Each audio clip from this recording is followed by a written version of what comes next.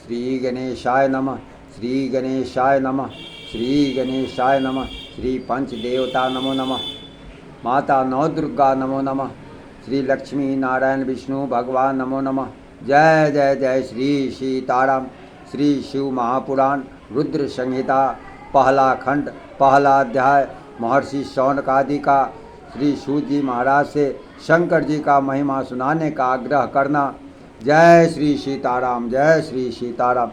श्रावण मास में भगवान शिव की कथा को अवश्य सुनना चाहिए और यह भगवान शिव की बहुत बड़ी कृपा है जो यह कथा पढ़ने का सुअवसर ईश्वर ने मुझे दिया है। इस अवसर का लाभ आप लोग भी लें। जय श्री सीताराम। जो इस चैनल के पुराने श्रोता हैं, पुराने हैं, उनके लिए कोई बात नहीं। नए जो हैं इस चैनल को सब्सक्राइब कर लें, जिससे उन्हें इस चैनल पर मिलने वाली सभी प्रकार की धार्मिक कथा उन्हें जानकारी प्राप्त करने के लिए उन्हें अवश्य मिलेगी। जय श्री सीताराम, जय श्री सीताराम। श्री शिवाय नमस्तुभ्यं, श्री शिवाय नमस्तुभ्यं, श्री शिवाय नमस्तुभ्यं।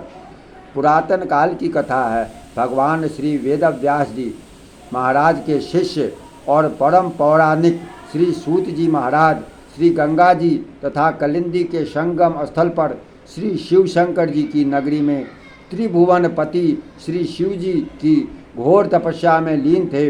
उसी समय वहाँ पर महर्षि शौनक जी अपने साथ अनेक शिष्यों सहित पधारे।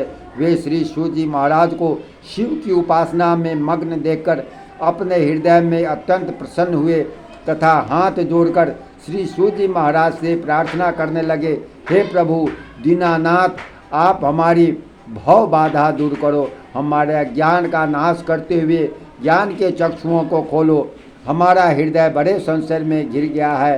हे ज्ञानेश, आगे कलयुग आ रहा है जो घोर संकट का समय है। इस कलयुग रूपी अज्ञान से हमें मुक्ति का मार्ग बतलाइए।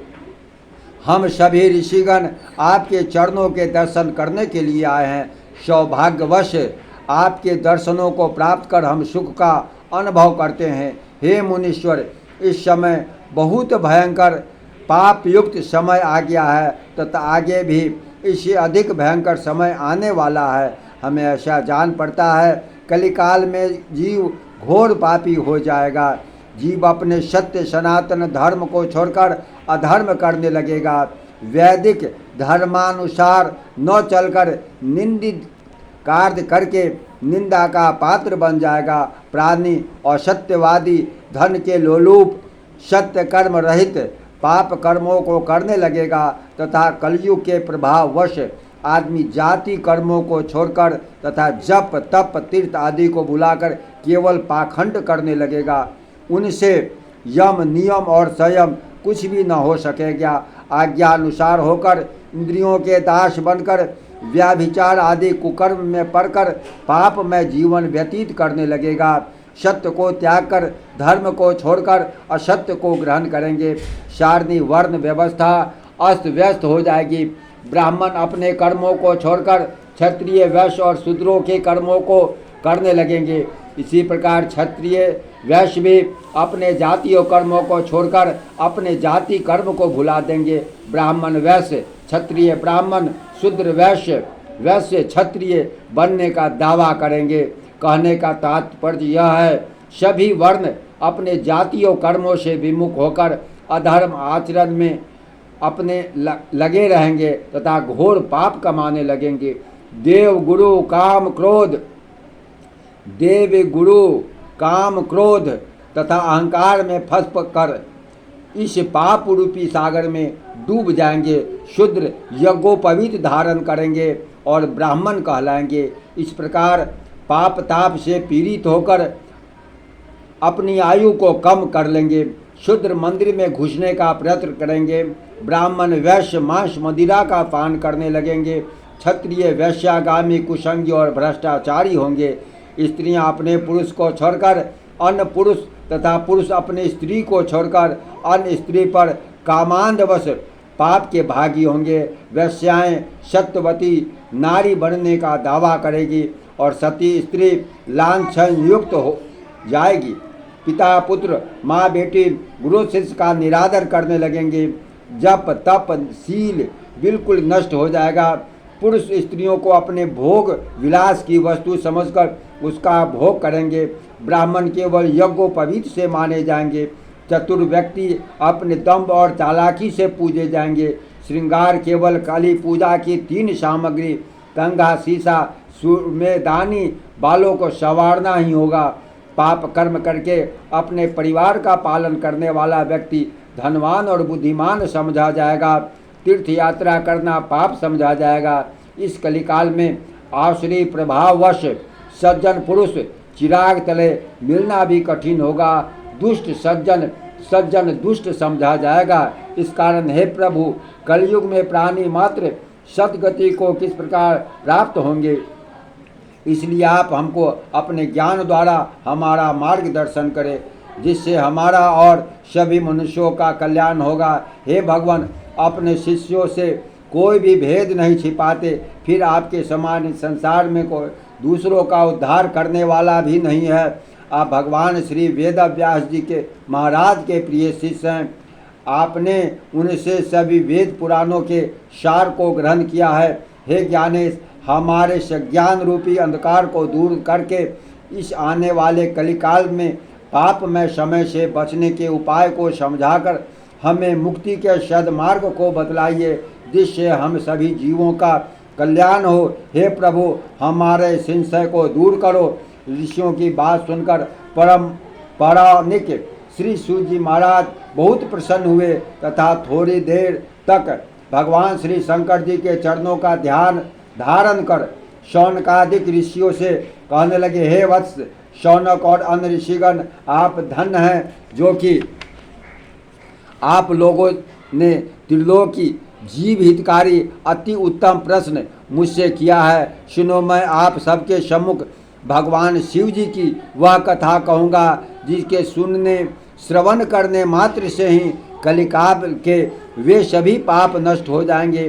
भगवान श्री शिव जी का यह चरित्र परमार्थ कारक वेदांत सार है। भगवान श्री शंकर जी के चरणों में प्रीति रखने वाला शिव जी के शिवलोक को प्राप्त होता है। कलिकाल के सभी पापों का नाश करने वाला होता है। माथे पर भस्म का लेप करके भगवान शिव जी के शिवलोक को प्राप्त होता है। उनको नमस्कार करने वाला व्यक्ति पुत्र पौत्रों के सुखों का भागी होता है। हे ऋषिगणों, आप सब ध्यान पूर्वक सुनो। मैं आपके सामने त्रिलोकपति भगवान श्री शिव जी की यह कथा कहता हूँ, जिसके सुनने से ही कलिकाल की सारी व्याधा ऐसे नष्ट हो जाती है जैसे गर्म तवे पर पानी की बूंदें नष्ट हो जाती है। श्री शिव शंकर जी का यह चरित्र कलिकाल के सभी पापों को बूंद नष्ट हो जाते हैं। जिसके सुनने से कलिकाल की सारी व्याधा ऐसे नष्ट हो जाती है जैसे गर्म तवे पर पानी की बूंदें नष्ट हो जाती है। श्री शिव शंकर जी का यह चरित्र कलिकाल के सभी पापों का नाश करने वाला है। भगवान श्री शिव जी के चरणों में प्रेम करने वाला इस भूमंडल के अनेक पापों से मुक्ति पाकर मोक्ष पा जाता है। उनका यशगान करके लाखों मनुष्यों को परम पद की प्राप्ति होती है। भगवान शंकर के भक्त ब्रह्म हत्या, ब्रह्म घात, हिंसा, मदिरापान तथा व्रत तोड़ने इत्यादि के पापों से विमुक्त हो जाते हैं। अतः प्रत्येक मनुष्य को चाहिए इस संसार को दुख का रूप जानकर भगवान शिव जी का ध्यान करे। कमल के पत्ते पर जल के समान शिव भक्तों के पास पाप भटकने भी नहीं पाते। शौनक इत्यादि ऋषिगण इस परम पौराणिक श्री सूत जी महाराज के ऐसे वचन सुनकर हाथ जोड़कर बैठ गए और ऋषिगणों की ओर से शौनक जी ने प्रश्न किया, हे भगवान श्री शिव जी महाराज निर्गुण रूप कैसे हैं, वह आप हमको समझाइए। भगवान श्री शिव जी ने इस संसार चक्र की रचना क्यों की तथा वे स्वयं कैसे उत्पन्न हुए, क्या संहार या प्रलय के समय भगवान शिव जी कैसे अवतार धारण करके अवतारित होते हैं, क्या कार्य करते हैं, वे अपने भक्तों के वश में होकर कैसे भक्तों का कल्याण करते हैं। हे भगवान, आप गुरु की कृपा से भूत भविष्य वर्तमान तीनों काल के विषय में पूर्ण जानी जान हैं। हमारे माता और पिता व गुरु आप ही हैं। इस संसार में आपके समान कोई दूसरा संयम आदि नियमों का पालन करने वाला नहीं है। आपने भगवान से भी सभी कुछ श्रवण किया है। सौभाग्यवश आपसे हमारी भेंट हो गई। बिना सौभाग्य के आपके दर्शन दुर्लभ हैं। हे प्रभु, आप कलिकाल के पापों को नष्ट करने वाले भगवान श्री शिव जी की परम पावन कल्याणकारी कथा सुनाकर हमारे जीवन को सार्थक कीजिए। हे पाप मोचन, हे जगत पिता, हमारा इस संकट से उद्धार कीजिए।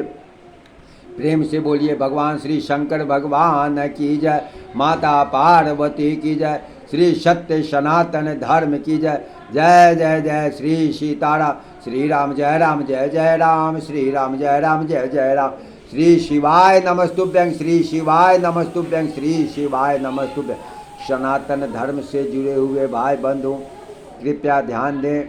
इस कथा को सुनने हेतु अगर आपके मन में जिज्ञासा जागृत हो रही है, जो हम सनातन धर्म के विषय में कुछ जानें, तो इस चैनल को सब्सक्राइब कर लें, जिससे आपको इस चैनल पे अनेक प्रकार की इसी प्रकार की धार्मिक कथा कहानियाँ आपको मिलती रहेगी। धर्म से जुड़ी कथा कहानी को जानने के लिए इस चैनल को अवश्य सब्सक्राइब करें। जय श्री सीताराम।